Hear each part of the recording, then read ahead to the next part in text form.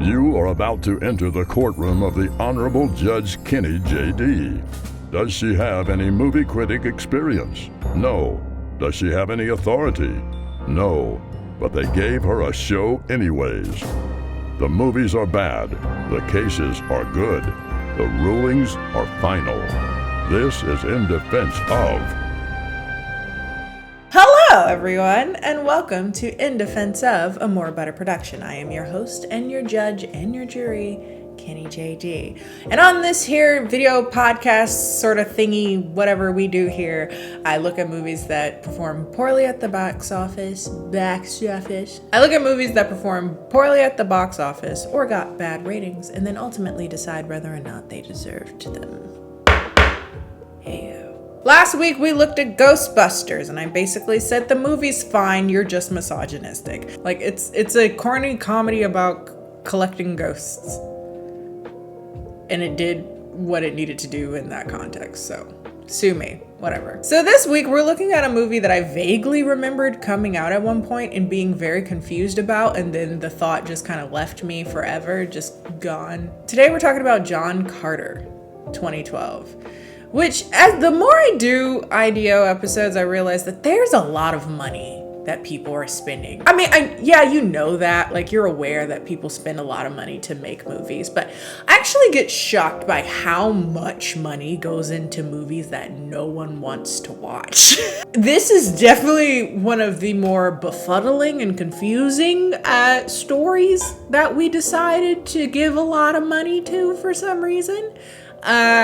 And that's what we're going to talk about today.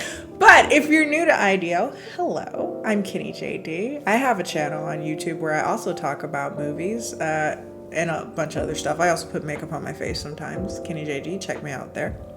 Feel free to follow us here on the More Butter channel so you can keep up with IDO, as well as when I hang out with Amanda the Jedi and Mr. Gigi, and we do a thing called counselors every once in a while as well. Also, if you're listening to this as a podcast, feel free to like us on Spotify or give us 5 stars or whatever you do on Spotify or anywhere else you listen to podcasts. Okay, ready? Let's go. John Carter is a 2012 American science fiction action movie. That's a lot of words to describe trash. Sorry. Directed by Andrew Stanton, written by Stanton, Mark Andrews, and Michael.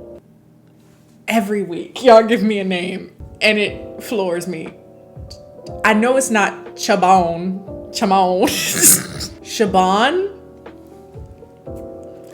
Based on a Princess of Mars, 1912. Oh, so it's based on something. So it's not just like a whole like internal mental clusterfuck that turned into, like, this movie very much so feels like a categories.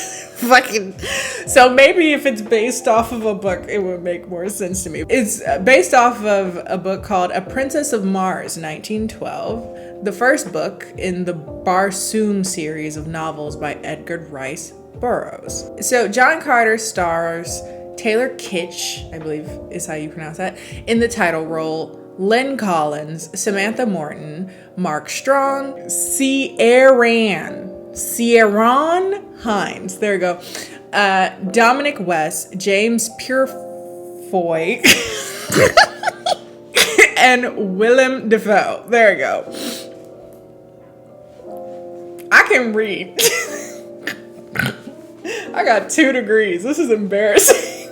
The film chronicles the first interplanetary adventure of John Carter and his attempts to mediate civil unrest among the warring kingdoms of Barsoom, which is what they call Mars in this universe. Though several attempts to adapt the Barsoom series had been made since the 1930s by various major studios and producers, most of these efforts, however, ultimately stalled in development hell. My theory is that because they just didn't have the technology to really bring the vision to life, and this one had the technology. It was certainly a situation of, we can do this, But should we? And in the late 2000s, Walt Disney Pictures began to concentrate effort to adapt Burroughs' works to film after an adaptation venture in the studios in the 1980s. The project was driven by Stanton, who had pressed Disney to renew the screen rights from the Burroughs estate, and Stanton became the new film's director in 2009. It was his first live-action debut, as his previous directorial work for Disney are on the Pixar animated films Finding Nemo and WALL-E. John Carter was released in the United States on March 9, 2012, marking the centennial of the titular character's first appearance. The film was presented in Disney Digital 3D, Real D 3D, and IMAX 3D formats. And I get that, because this movie is definitely a film that probably would have benefited greatly from the distraction of 3D and just the theatrics of being surrounded in a theater. But as we're just looking at it in my apartment, this movie was very, very underwhelming. So one of the failings one could say about John Carter is that it didn't really have any interesting campaigns to promote it. It was very just regular television commercials, maybe a YouTube ad or two. I remember seeing commercials because that's how I would have heard about it, because I remember looking at it being just confused about what this movie was supposed to be about. There was no creative cross promotion, no merchandising, which is fascinating, no mass licensing, no advertising really. Only billboards and trailers, and that was it. Which is interesting that I heard about it at all, because I tend to be a person that doesn't know what the fuck is going on when new movies are coming out, and I just find them along the way. Like, did you guys hear about this movie that came out 10 years ago? It's amazing. And it's like, yeah, everybody saw it 10 years ago. like it's certainly not brought up in like one of the better kind of high production films that Disney has come out with in the last 10 to 15 years. It's just like, it came, it went, bye-bye. So upon release, John Carter received a mixed critical reception, with praise for its visuals, praise for the score, praise for the action sequences, but criticism of the characterization and plot. The film failed at the North American box office, but set an opening day record in Russia for some reason. Anybody know why that is? Is there any like Russian folklore involved in this? I wouldn't imagine so, but anyway, it grossed $284 million in the worldwide box office, resulting in a $2 million write-down for Disney, becoming one of the biggest box office bombs in history. With a total cost of $350 million, including an estimated production budget of $263 million, it is one of the most expensive films ever made. Maybe that's why they didn't plug it, because they didn't have any money left. Due to the film's poor box office performance, Disney canceled plans for the sequels titled Gods of Mars and Warlord of Mars, which would have completed the trilogy Stanton had planned. So, this week we have a few fun facts. So, the original book was the source material for many sci-fi franchises like Star Wars, Avatar, and Superman. So, John Carter, the book series, is made by Edgar Burroughs, who also created Tarzan. Much better movie. Side note, I was on Disney while watching this, and I was talking with a friend about how, like, I just want to spend a day watching old, like, late 90s, maybe late 80s, 90s Disney Renaissance animated movies. And I saw Tarzan, and I was like, why was Tarzan a kid's movie? There was some sexual tension throughout that entire movie. And then I watched it later, and I was like, I know I've said this recently. I don't remember if this was on my channel or on IDO, but I've always thought, like, George of the Jungle, Tarzan, like, it's hot in theory, like, meeting this muscular, serendipitously shaven man who doesn't smell like shit and body odor, and just like falling in love with him. But it's like, please, he got mega cooties. Like, there's no way in hell you're not getting something from that motherfucker. Anyway, long tangent. Anyway, what a great thing. Apparently, it also inspired Ronald Reagan and Carl Sagan to become actors. All right. Critics and audiences were similar. most people wasn't a fan. Basically, the critics are like, this movie makes no fucking sense. But some people are like, that's great. And the other half are like, it's a fucking mess. I fall more to this side because this movie is not as much of a mess as like Jupiter Ascending or whatever, where it was like so nonsensical that it was hard for me to follow. This movie was fine following it. It was just like, again, if you were like asking me, Kendall, what is this movie about? It's about a dude from the mid 1800s going to Mars and waging a war against one of the cities on Mars and marrying a Martian queen. And then he's like, fuck Earth, I'm now a Martian. And then he gets sent back to Earth and he's like, fuck this, I gotta go back to my homeland with the Martians. And, and it's like, there's also like an underlying racial undertone that I feel like people aren't really bringing up enough in regards to like Native Americans. This movie is bad. Which, given that this movie is supposed to be taking place in the mid 1800s, is, you know, timely. Like, it's appropriate, I guess, given time frame. But if you're going to Mars, you don't have to be shitty to Native Americans in the meantime. Like, what the fuck? Like, but yeah, the reviews are really mixed. There's one person that refers to it as, without question, the single most entertaining thing I've had the pleasure to see in 2012 so far. 3.5 out of 4 stars. This is Sarah Michael Fetters for moviefreak.com. And then you have the complete opposite side who are saying it isn't the disaster some industry observers predicted, but it's not the high gloss masterpiece some of us hoped for either. A mess. The finished entity feels like a rip-off of a film that ripped off several rip-offs of Carter's own ancient source material. So John Carter is a war-weary former military captain who's inexplicably transported to Mars and reluctantly becomes embroiled in an epic conflict. It's a world on the brink of collapse, and Carter rediscovers his humanity when he realizes the survival of Barsoom, Mars, and its people rests in his hands. Its tagline is basically saying that it has stunning special effects, great characters and villains. John Carter is a heroic and inspirational adventure that will thrill you beyond imagination. I disagree. This movie is a clusterfuck. Again, it especially, I guess maybe more so because I don't know what John Carter is and didn't know, like, again, source material. I know I said this last week because I said it for Ghostbusters as well, but I feel like if I have to know the specifics that it's based off of to enjoy the movie, it's not a good standalone movie, is my point. So I went in, I didn't look up what book it was based off of. I didn't really read a synopsis either. I just went in blind. And I don't know if that results in a worse experience because I felt bewildered. I was so confused, but not in the same way of like I keep wanting to call her Jennifer. Not in the same way of like a Jupiter Ascending, where it was just so esoteric and so chaotic that I didn't know where it was going. I could follow this. I was just still confused, like why? It wasn't like a I don't understand what's happening. It's like a I see what's happening, but why? Like why are we doing this? The movie kicks off with Edgar Rice Burroughs attending the funeral of his uncle in 1881.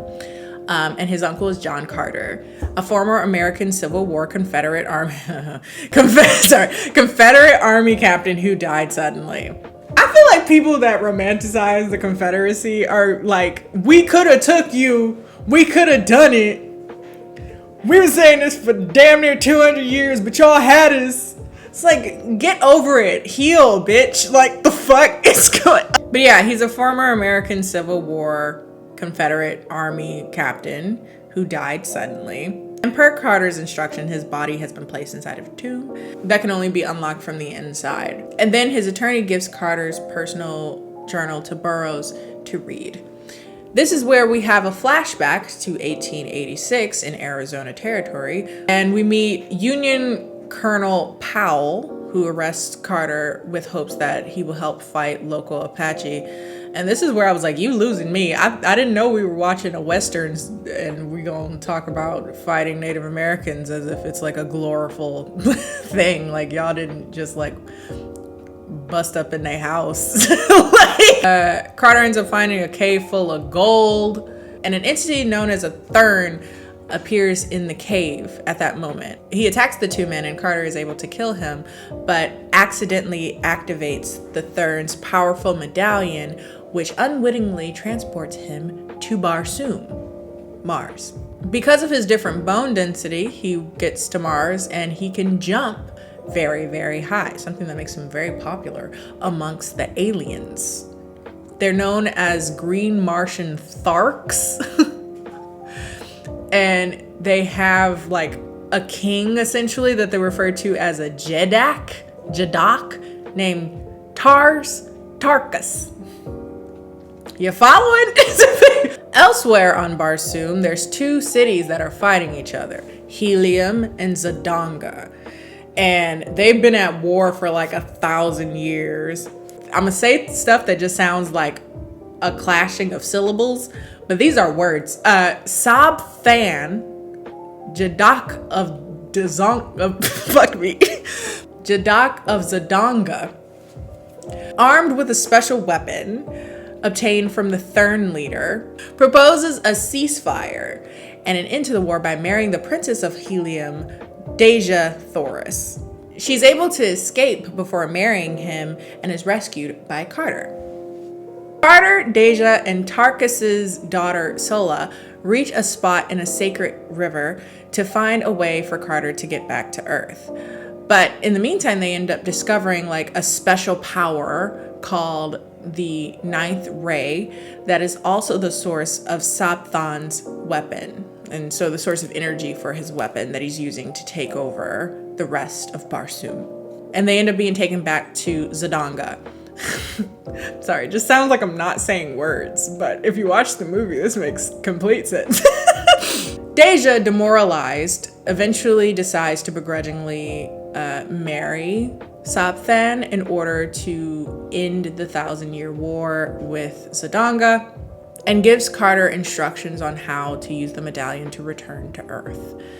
Carter decides to stay and to fight the Thurn, who explains to him the purpose of the Thurns and how they manipulate the civilizations of different worlds to their doom, feeding off the planet's resources in the process. And intend to do the same with Barsoom by choosing Sabthan to rule the planet. And once Sabthan has control of Helium via his marriage to Deja, he's gonna kill her and say, peace out, I get both you bitches. So Carter goes back to the Tharkus to request their help along with Sola. And when they get there, they discover that Sola's father, the head Jadak of Tharkus, I'm losing track. The Tharks, the green people. He go back to the green people and he like, oh, we're gonna go back to the main green dude. And they come to find out that he's no longer the king green dude no more. He's been overthrown by another green dude. His name is Tal Hajus. Okay, so Carter and an injured Tarkus battle with two enormous great white apes in an arena before Carter kills Hajus, thereby becoming leader of the Tharks. So now the white man came from Earth to lead the green people to battle. The Thark army charges on Helium and defeats the Zodangan army, while Sabthan is killed. And then Carter marries Deja, and therefore becoming the Prince of Helium. On their first night, Carter decides to stay forever on Mars and throw away his medallion, which is his way to go back home, which is fucking stupid. Why would you do that? Seizing this opportunity, Shang briefly reappears and gives Carter another challenge, sending him back to Earth. Carter embarks on a long quest to find one of their medallions on Earth. After several years, he appears to die suddenly and asks for unusual funeral arrangements. Consistent with his having found a medallion, since his return to Mars would leave his Earth body in a coma-like state. I'm not gonna lie, this part of the movie I started drifting. I was like, okay, what? So he found his medallion, and now his Earth body is in a coma-like state and makes Burrow his protector. So back to the present, so 1881. Burrow runs back to Carter's tomb and uses clues to open it. Just as he does so, the Thurn appears and raises a weapon before Carter appears and shoots the Thurn in the back. He reveals that he had never found another medallion. Instead, he devised a scheme to lure a Thurn from hiding, thus winning Shane's challenge. Carter then uses the dead Thurn's medallion to return to Barsoom. And he is now John Carter of Mars. All right, defense. It could have been good. Maybe. I don't know. In theory, I think this movie would have been very much so enjoyed by people that had ever heard of John Carter of Mars. And considering I hadn't, this was just a clusterfuck. Maybe there could have been something done in regards to marketing to make people more aware, because I don't know, maybe I'm the odd one out here. I had never heard of John Carter. So maybe I'm missing something here. Maybe it's a much bigger deal than I'm aware of. Maybe I'm too young to know. I don't know. But I have no like fundamental foundational interest or knowledge about John Carter, so I just walked into chaos. And I think most people did. If you did go into the movie, that's how you felt. And then if you had any, modicum of interest in the books themselves, this was probably underwhelming in a lot of ways. And then if you did know anything about John Carter, you may not even know that this movie came out because they did a terrible job advertising it because they had no money left. They spent somewhere between $150 and $250 million for the CGI effects alone. The movie is very, if I had to compare it to something, it's like a Western, like a country Western met Avatar, met any of the various movies in which a white man goes into a community and goes native, quote unquote. So it has everything to unfortunately succeed. But it just didn't, because they didn't have any money left to tell people that the movie was out. And when they did get there, they didn't have extra money to like prepare people for what they were going into if they didn't have a background with John Carter. They also went with a lesser known actor to save money, which I think really shot them in the foot, because of all the things that I feel like are really weak performance-wise of this movie, it is the guy who plays the main character. He's not good. He's just not good at this. Literally no influx of emotion at all. He's very like deadpan the whole movie. Even when he is transported to fucking Mars, he's just like, this is odd. Wow. This is still odd. It's like, my guy, can you like panic? Cause I would. Bitch, you got flown to a different planet and now you can leap meters, miles into the air. You can fly now, bitch. You should be surprised. No fear of lack of water. Nobody ate a bite the whole time. Like, nobody gave a fuck about the realism of you being on Mars and lacking just like basic amenities. So, I don't know. I just felt like he was very flat of an actor. And I think that was also not particularly inspiring and I think they banked more so on the CGI and the visuals of the movie to make it be a movie. And that just doesn't work. Especially in doing IDEO, we've kind of reached the consensus that you can spend a lot of money and still make a shit movie that looks good. A real sparkly piece of shit. A real glow-in-the-dark, golden, almost appearing as if it's solid gold, but if you press it, it's still a squishy, stinky piece of shit. And that's what this movie is. It's trash. So I guess if it's not obvious, final verdict, guilty. It's bad. This movie was a waste of money.